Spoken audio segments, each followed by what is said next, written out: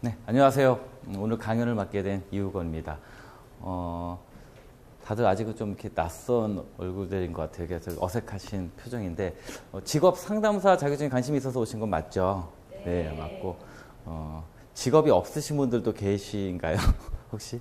직업 상담사라는 게 직업하고 상담사라는 자격증을 같이 합쳐놨기 때문에 직업에 대한 관심이 있어야 되고, 두 번째는 상담에 대한 관심이 좀 있어야 될 것 같아요.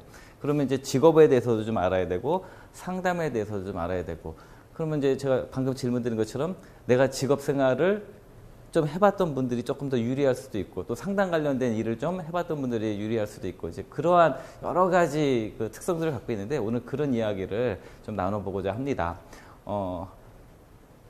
영어나 한자 좋아하세요?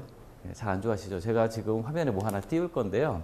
여기 보면은 우선 영어가 하나 떠 있습니다. 영어로 지금 보시면 모르는 단어 있으세요? 더는 정관사예요. 네. 네. 서바이벌도 많이 쓸 거고, 오브는 전치사 다 아시죠? 우리가 또 피트라는 단어도 다 아시죠? 피트가 우리가 옷 사면 피팅룸 간다고 하죠. 피팅 한다는 거, 맞춘다는 거고요. 저게 무슨 뜻일까요? 더 서바이벌보다 피티스트. 더 플러스 ST는 최상급이에요. 제가 오늘 영어 영문법 시간은 아닌데 다 아시죠? 최상급 나왔어요. 그러면 저게 가장 적합한 사람이 적합한 것이 살아남는 거. 이거를 우리가 영어로 얘기했는데 이걸 사자성어로 하면 우리가 많이 들었던 사자성어가 나와요. 뭘까요? 네, 적자 생존이에요. 혹자들은 이걸 뭐 적는 자만이 살아남는다 이렇게 얘기하지만 이게 가장 적합한 사람이 생존을 한다, 살아남는다는 얘기겠죠. 제가 이거 왜 이 얘기부터 직업 상담사에 관련된 이야기를 말씀을 드리냐면 최근에 직업 상담사가 필요하게 된 배경 중에 하나가 과거의 직업이라는 것은 우리나라 옛날 50년대까지만 봐도 농업시대였잖아요. 이때만 해도 가업을 물려받잖아요. 아버지 직업이 자식 직업이 된 경우가 굉장히 많죠. 아버지가 농사를 지면 나도 농사를 짓고, 아버지가 어부이면 나도 어부를 짓고, 여자의 직업은 많지도 않았고, 여자들이 직업을 갖게 된 것이 사실 우리나라에서는 그렇게 오래된 일들이 아니에요. 지금은 워낙 많은 분들이 여성들도 직업을 갖고 있지만, 과거의 여성들은 80년대까지도 변변한 직장 자체, 직업 자체가 많지 않았던 시대에 살았죠. 그러니까 그 시대하고 지금의 시대, 왜 직업 상담사가 필요하게 됐는가를 우리가 얘기를 해보면 과거와 다르게 굉장히 직업이 다양해지고 여성의 진출도 굉장히 활발해지고, 그리고 직업이 별의별 직업이 많이 생기죠. 혹시 아주 여기 지금 연령층이 워낙 다양해서 옛날에 80년대, 90년대에 이런 결혼 중매업체라는 것이 전문적으로 하는 곳이 많지 않았죠. 그리고 요즘에 상조업체가 홈쇼핑 틀어도 나오잖아요. 옛날에 상조 이런 회사를 우리가 생각지도 않았고요. 그렇죠? 그리고 요즘에 이게 반려견이라고 하죠. 같이 이제 그 반려동물들. 그러니까 요즘에 걔는 호텔 있는 거 아시죠? 그 반려동물들, 그러니까 우리 집에서 키우는 애완동물들이라고 하죠. 옛날에는. 그래서 요새는 반려동물이라고 하는데 이런 거를 따로 돌봐주고 그 반려견들의 손톱 소지도 해주고, 뭐 소지라고 말이 좀 네일 아티스트들. 옛날에 손톱 발톱, 요즘에 네일 아티스트들.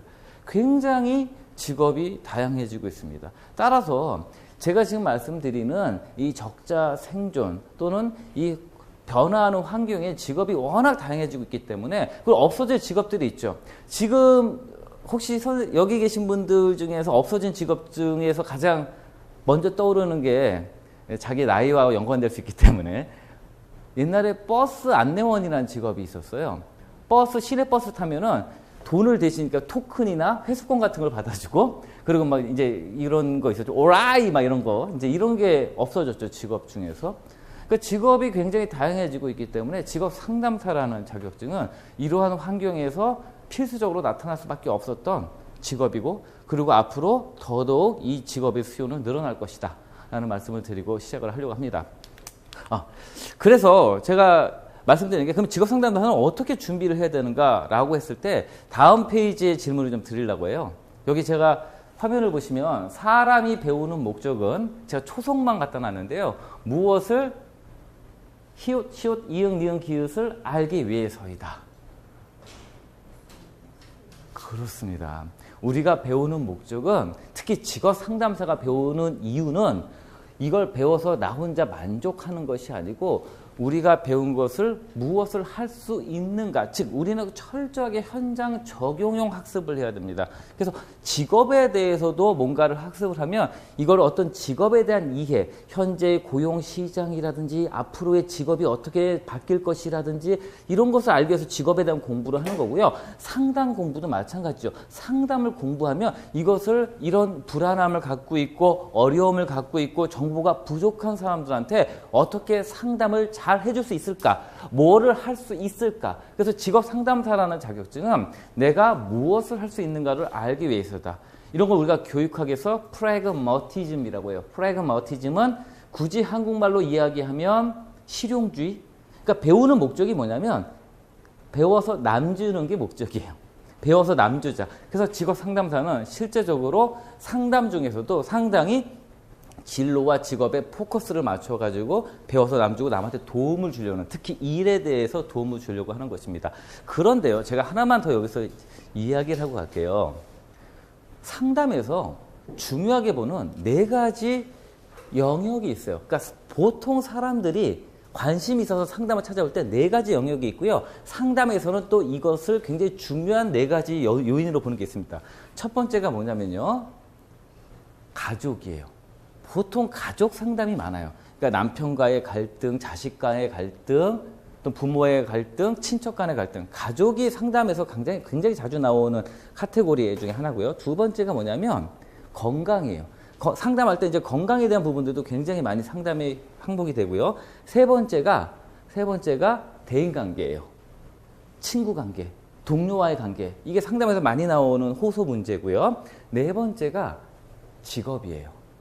그러니까 상담에서 이 직업 상담이라는 것 자체가 사실은 상담에서 중요한 4대 카테고리로 봤을 때 매우 중요한 역할이죠. 그러니까 보세요. 우리가 쉽게 말하면 점집에 가면 이 4가지 중에 하나를 꼭 묻게 돼 있습니다. 제 사업이 어떻게 될까요? 내 건강이 어떻게 될까요?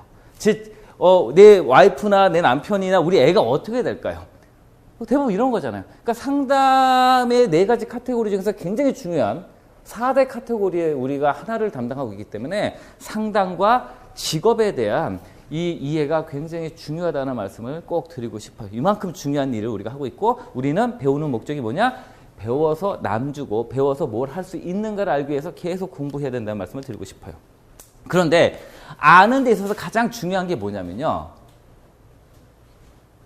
이분의 그림을 가지고 얘기를 드리고 싶어요. 우리가 아는 데 있어서 제일 중요한 건 직업에 대해서 아는 것도 중요하고 상담에 대해서 아는 것도 중요한데 여기 계신 분들한테 가장 그럼 직업 상담사를 하기 위해서 뭐부터 알아야 돼요? 라고 한다면 이 그림에 나오는 주인공이 누구일까요? 성은 소씨예요.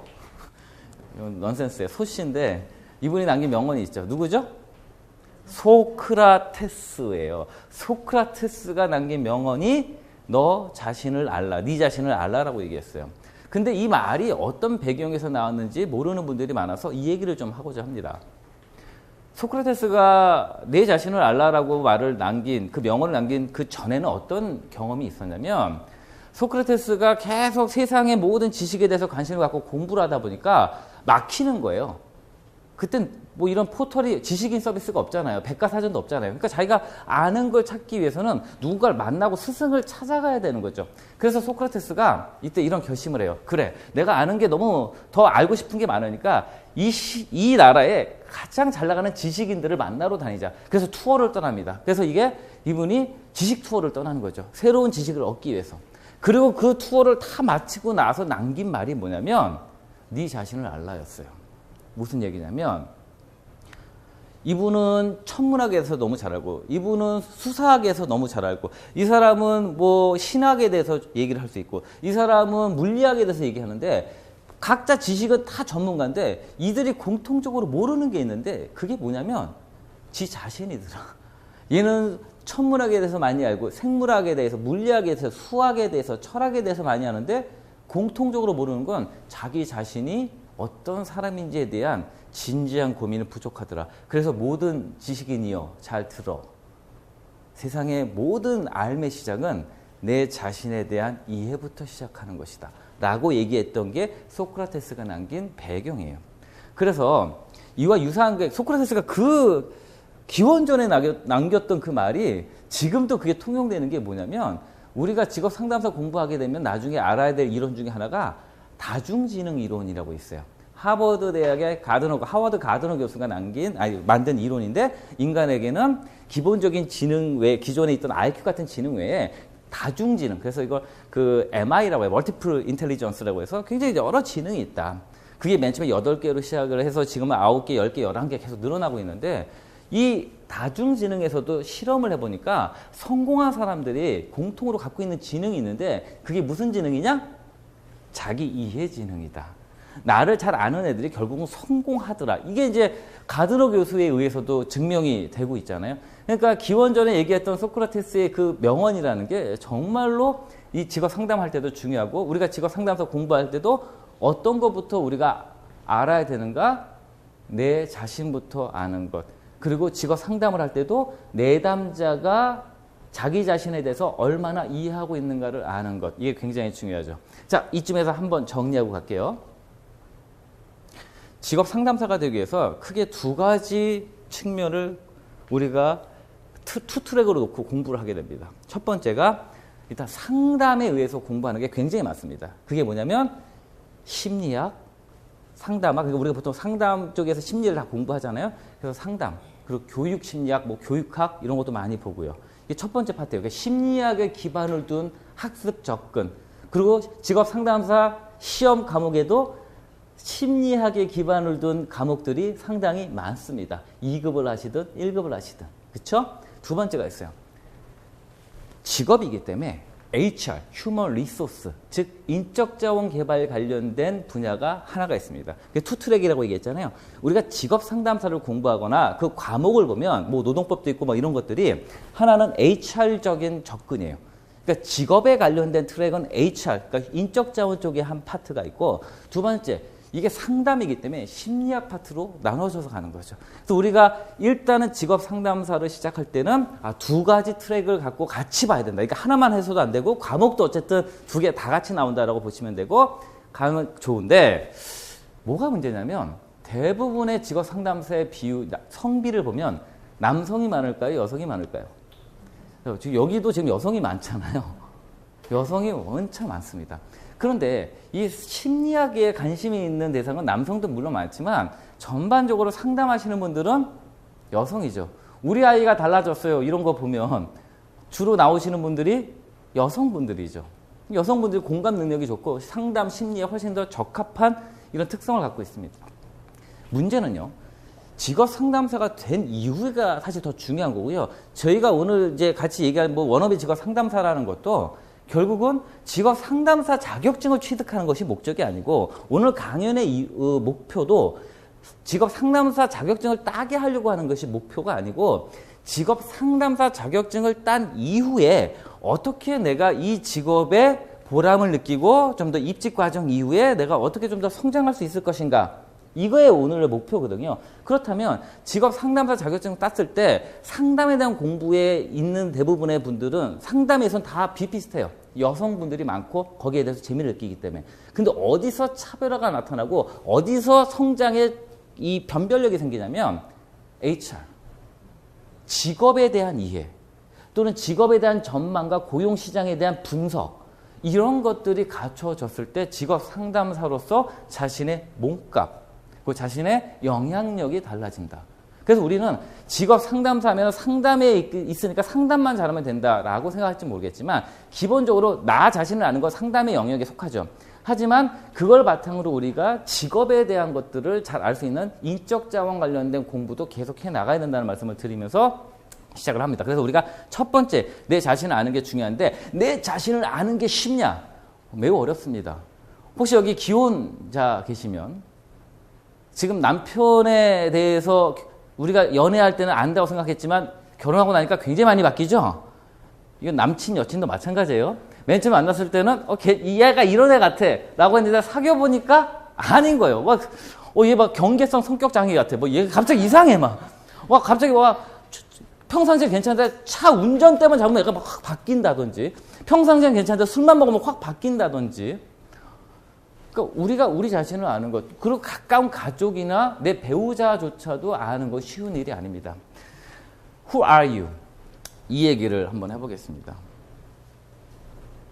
영국에 굉장히 유명한 자비스, 피터 자비스라고 하는 교육학자가 있습니다.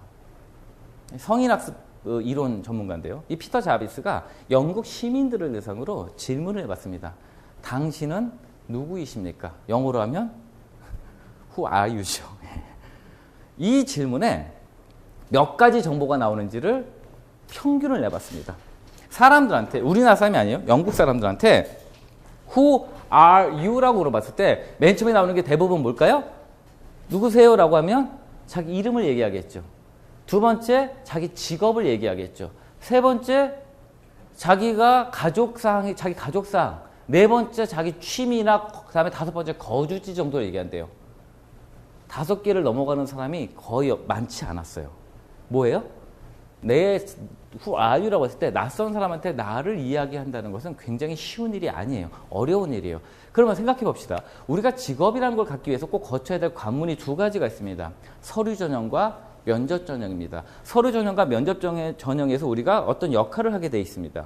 서류 전형과 면접 전형할 때 나에 대한 정보를 상대방한테 알리는 거예요. 근데 대부분 사람들은 거기 쓸 게 없어요. 왜 쓸 게 없을까요? 경력이 없어서? 자격증이 없어서? 사실 그보다 더 중요한 건 내가 뭘 좋아하는지, 내가 뭘 하고 싶은지, 내가 뭘 잘하는지를 몰라요. 그래서 쓸 게 없어요. 그럼 직업 상담사는 뭘 하는 거예요? 그런 것들을 찾아내주고, 그런 것들을 독려해주고, 격려해주고, 자신감을 불어넣어서, 그리고 그 사람에게 적당한, 그 사람한테 가장 최적화된 정보를 제공해주는 역할. 쉽게 말하면 이런 일들을 가장 많이 하게 되어 있습니다. 그럼 who are you라고 했을 때 저는 저에 대해서 얼마나 얘기할 수 있을까? 그렇죠? 한번 얘기해 봐야겠죠. 저에 대한 얘기를 하기 전에 일단 동화 가벼운 얘기부터 하겠습니다. 토끼와 거북이 얘기가 있는데요.